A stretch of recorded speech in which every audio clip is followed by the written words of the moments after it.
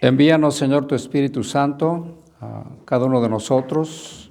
Abre nuestros oídos de discípulos y te pedimos que sigas alejando cualquier espíritu de tinieblas, de oscuridad que nos asedie. Te pedimos que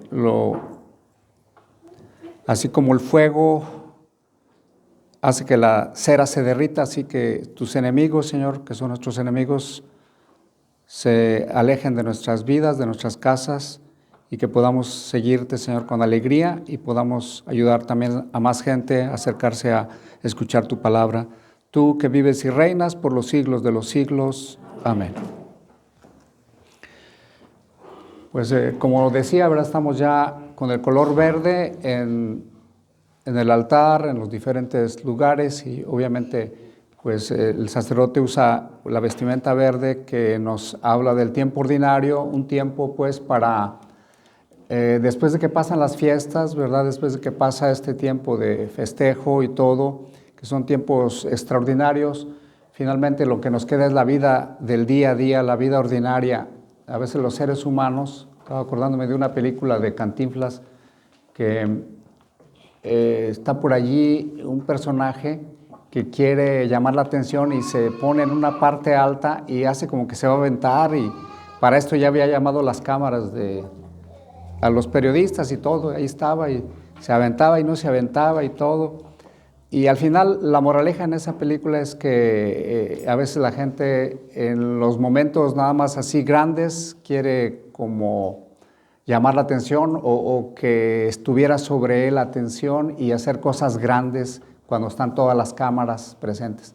Pero la vida ordinaria pues es lavar los platos, el barrer, el hacer las cosas que tienes que hacer, llevar a los niños a la escuela y recogerlos y todo ese tipo de movimiento, ¿verdad? Que a veces no es fácil, ¿verdad? Muchos papás que han terminado ya esa etapa de llevar a los niños a la escuela dicen, ay, bendito sea Dios, ya que terminé esa etapa. Algunos nunca terminan, pero bueno, porque después siguen con los nietos y demás. Pero bueno, ya cada quien irá encontrando los mejores caminos para vivir esa vida ordinaria de una manera también extraordinaria. Porque fíjense, el camino de Dios, la vida en Dios, es hacer cosas ordinarias, pero de una manera extraordinaria, es decir, con un agradecimiento, con una actitud de alegría, de gozo, de paz, de entrega, hacer las cosas aún pequeñas, hacerlas para gloria de Dios, y todo eso pues tiene una mayor dimensión. Es muy bonito, ¿verdad?, hacer las cosas básicas siempre con un agradecimiento. Jesús pues comienza el bautismo, con el bautismo esta etapa de su vida pública comienza ya de una manera más fuerte. Es bautizado por Juan el Bautista en el Jordán. Juan el Bautista era o es primo hermano de Jesús. La prima Santa Isabel era prima hermana de la Virgen. Entonces realmente ellos eran adelphoi, se utiliza la palabra adelphoi en el griego, que significan hermanos. Por eso cuando dice que la madre de Jesús y sus hermanos fueron a buscar a Jesús, y los hermanos evangélicos, ¿verdad?, que mis respetos para muchas cosas, pero en algunas pues sí les faltaría un poquito entender más el texto bíblico. Jesús sí ciertamente tenía hermanos, pero esos adelphoi son los primos, ¿verdad?, que Jesús tuvo y todos esos familiares que lo circundaban. Entonces, Juan el Bautista se sorprende de que Jesús vaya a ser bautizado, porque recuerden que el bautismo es una etapa de arrepentimiento. El bautismo es para manifestar el arrepentimiento.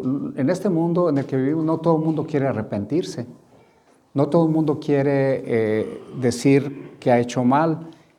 Y esto de la marca del anticristo, que pronto vendrá, solo Dios sabe cuándo venga, mucha gente piensa que cuando le llegue la marca va a ser algo muy de repente, pero nosotros creemos más bien que la persona en el día a día, en el diario vivir, por eso quería traer a su reflexión esto, estamos haciendo decisiones, o por el bien o por el mal.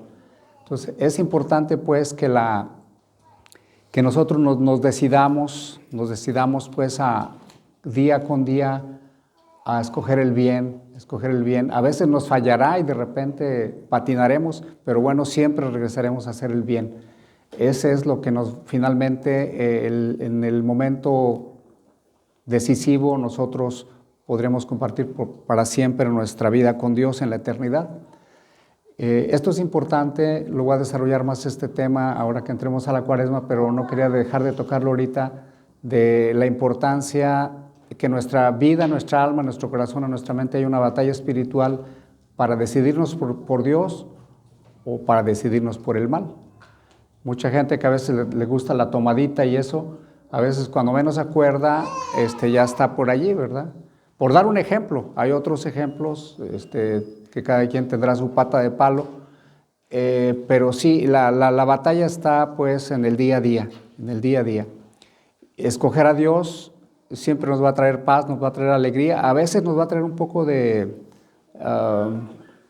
pleito con nosotros mismos en el sentido de lucha espiritual, y como decíamos, a veces el diablo a quien más ganas le trae es a la gente que está acercándose a Dios.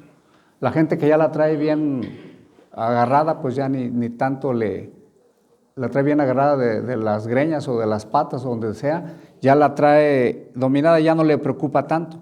Pero la gente que hace la lucha por acercarse a Dios, que continuamente nos ofrece su misericordia, eso lo quiero recalcar al inicio del año, que como dice el profeta Jeremías, si nuestros pecados fueran tan rojos como la grana, Dios los blanqueará, los hará blancos.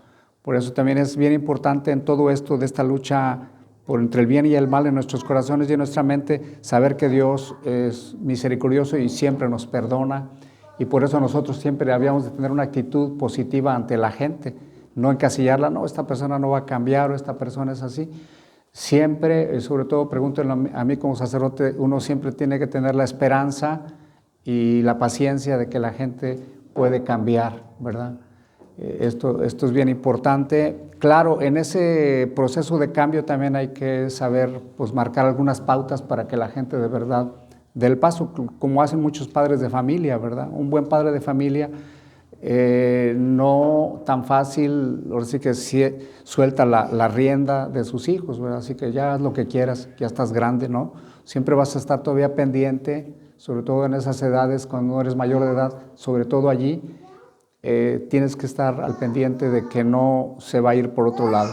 Y aún así, bueno, aunque ya sea adulto, aunque él tome sus decisiones, como quiera siempre, un padre, una madre de familia siempre pedirá a Dios y verá la manera de encarrilar a sus hijos. Nuestra lucha pues está en el corazón. Era importante pues que Jesús viniera a ser bautizado para que nosotros pudiéramos tener vida, tener salvación, ser borrados nuestros pecados. Jesús se pone como uno más de los pecadores que están en el Jordán para ser bautizado. Mucha gente dice, bueno, ¿y por qué se puso Jesús allí si él no tenía pecado? ¿Verdad? No tenía pecado, ¿por qué estaba allí haciendo fila? Entonces algunos por ahí, no, es que se me hace que sí tenía sus pecados, se me hace que sí hacía esto, sí hacía lo otro. Y mucha gente por ahí empieza a hacer sus elucubraciones. Cuando uno se pone a fondo a ver, es más bien Jesús, como nos iba a redimir y salvar, tuvo que ponerse en nuestros zapatos y hacerse uno de nosotros para poder mostrarnos el camino. Un médico, por ejemplo, si quiere sanar a un enfermo por su profesión, no va a agarrar nada más el teléfono o desde lejos decirle, no sabes qué, si me hace que traes algo mal de la vesícula, pues ya, pues lo que se necesita es que el médico vaya y lo cheque bien. Hay médicos que todavía, a la antigüita, ¿verdad? Que todavía checan, tocan y ven, y aparte con todos los estudios de sangre y demás, hacen todo su trabajo para poder dar una receta y que la persona se sane, ¿verdad? Por eso Jesús tuvo que venir hacia nosotros, ¿verdad? A ponerse, acercarse a nosotros como buen médico para poder mostrarnos ese camino. Lo mismo alguna persona, algún asesor financiero, no sé, alguien que sabe, tiene que acercarse al lugar de los hechos para poder ayudar a alguien. Es importante, y aquí ya lo he dicho, es la gran diferencia del cristianismo con cualquier otra religión, ¿verdad? Porque Jesús mismo se hizo hombre y se puso los zapatos con nosotros para poder mostrarnos esa salvación, ese camino. Jesús mismo, pues, viene a salvarnos, viene a ponerse como uno de nosotros. El río Jordán que es donde se llevó a cabo este evento, donde se escuchó la voz del Padre y se vio descender al Espíritu Santo.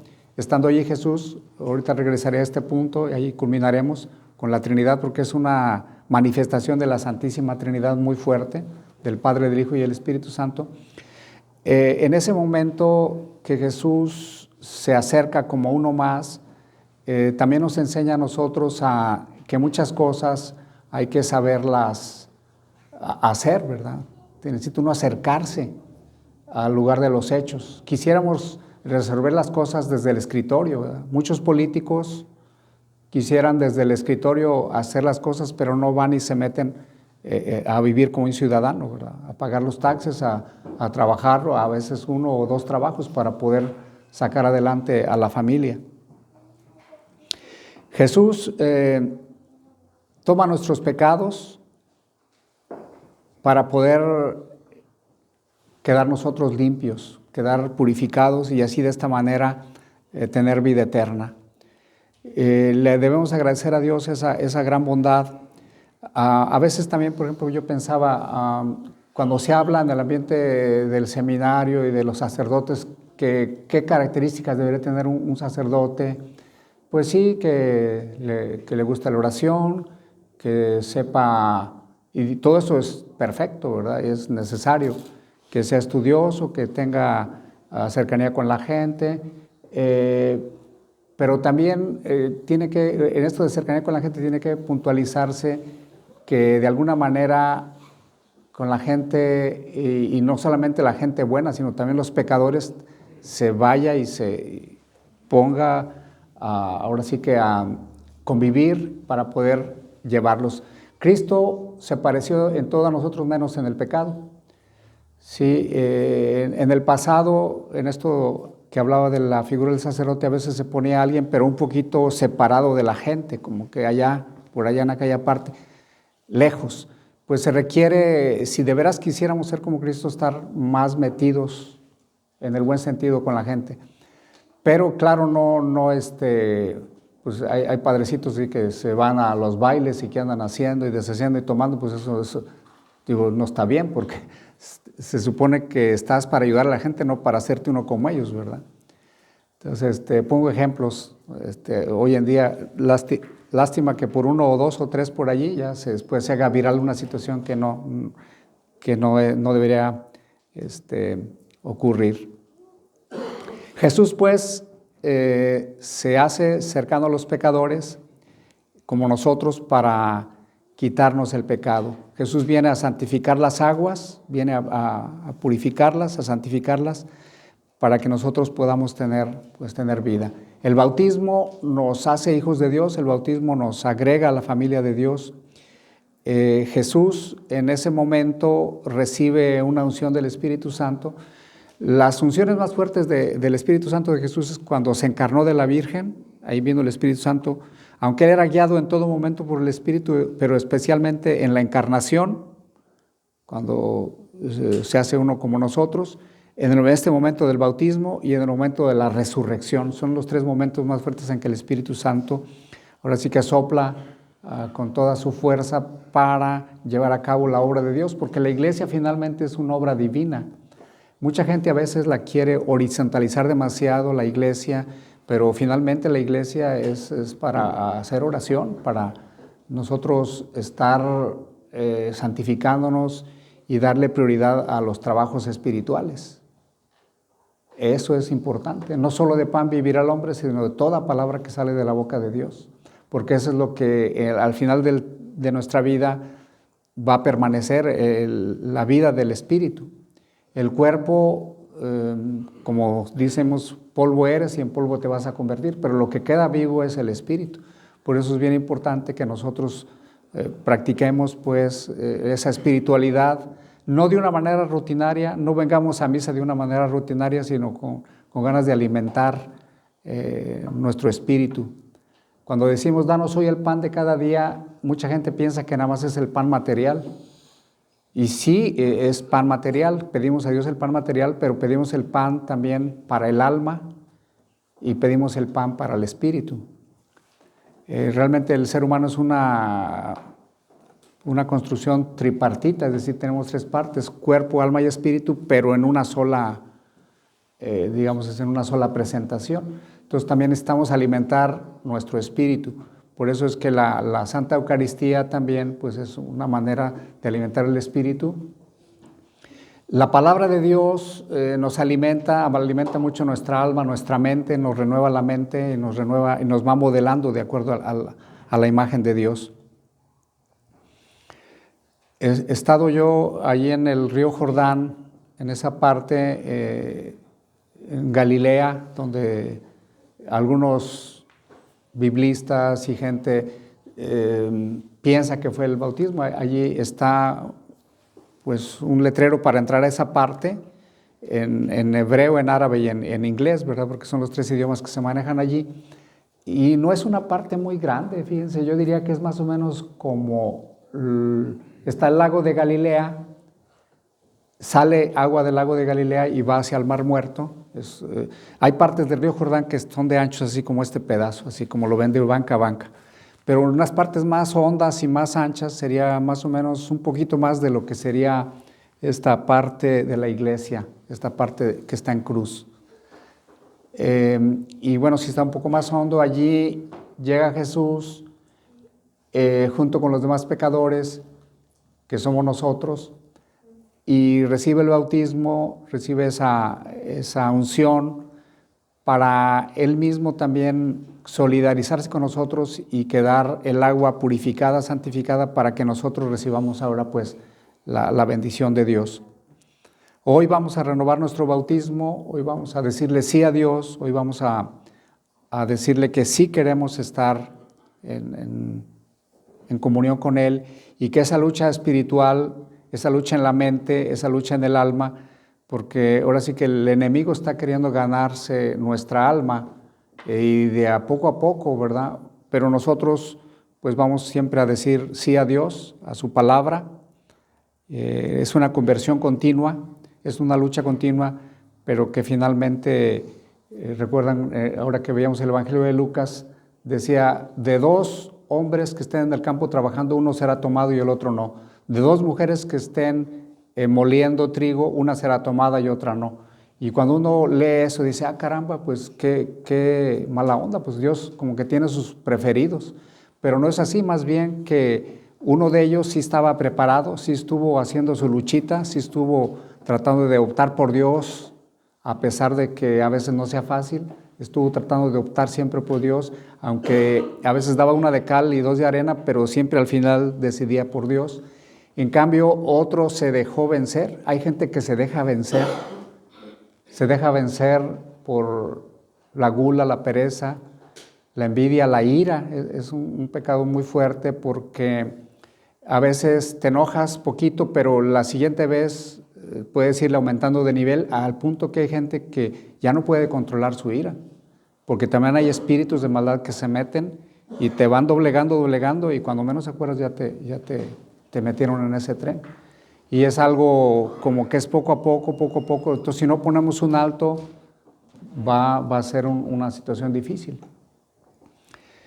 Estamos pues llamados a acercarnos pues al bautismo, a renovar nuestro bautismo, y quería terminar nada más con esta parte de la Santísima Trinidad, que es una manifestación muy fuerte aquí en el Jordán de la Santísima Trinidad. Está Jesús en oración, el Espíritu Santo viene en forma de paloma y se oye esa voz de Dios Padre: este es mi Hijo muy amado, en quien yo me complazco, a quien he elegido. Y en Jesús también esas palabras son para cada uno de nosotros, ¿verdad? para cada uno de nosotros como nos llamemos, ¿verdad? No digo nombres, pero aquí pues solo los veo a todos ustedes y hoy el Señor nos dice a cada uno, Armando, Olivia, Toño, Víctor, ¿verdad? Eres mi hijo amado, en ti me complazco, en ti, ¿verdad? Tengo mis complacencias y claro, unidos a Cristo, porque uno solo pues no la hace. Esa voz de la Santísima Trinidad es bien importante, esa presencia de la Santísima Trinidad es bien importante porque Dios no es un Dios solitario. Por ejemplo, el Dios de los musulmanes es un Dios solitario, es uno solo, dicen ellos, ¿verdad? Que por cierto va avanzando demasiado el Islam. Yo por ahí los he advertido en el capítulo 8 del profeta Daniel, habla muy claramente que cuando el Islam esté en un avance grandísimo, estaremos ya en los tiempos finales y eso lo estamos viendo por todas partes. El alcalde de Nueva York hizo su juramento sobre ese libro que ustedes ya conocen, que ellos tienen, y estaremos viendo cosas muy fuertes en todo eso. Yo me refiero al profeta Daniel, capítulo 8, hay muchas cosas que decir, en un estudio bíblico pudiéramos ahondarlo. Jesús, pues, el Padre y el Hijo no son solitarios, es una familia, Dios es una familia, donde hay convivencia, por eso es que en la familia humana, con todas las limitaciones que podemos tener con familias, es el campo más grande de bendición que uno puede tener aquí en la tierra, una familia. Y punto, ¿verdad? No hay otra. Que esto, que vacaciones acá, que allá, que no, nada de eso. Lo más importante es la familia. Sí, a veces tendrá que ser tiempos no tan fuertes por los compromisos de cada uno, pero sí que los que haya que sean de mucha calidad y preferentemente pues un tiempo para orar. Pidámosle pues a Dios por nuestras familias, pidámosle que la Santísima Trinidad nos siga ayudando a entender esto de lo que es ser una familia. Hay una pregunta que les vamos a hacer a los muchachos el próximo domingo que se examen, que dice que cuando se recibe en el sacramento, ¿a quién se recibe? Y es una pregunta bien sencilla que se responde a Jesús. Sí, pero Jesús no va solo, va con el Padre y con el Espíritu Santo. Realmente se recibe a la Trinidad cuando nosotros tomamos la Santa Hostia. Que el Señor nos bendiga en el nombre del Padre, del Hijo y del Espíritu Santo. Amén.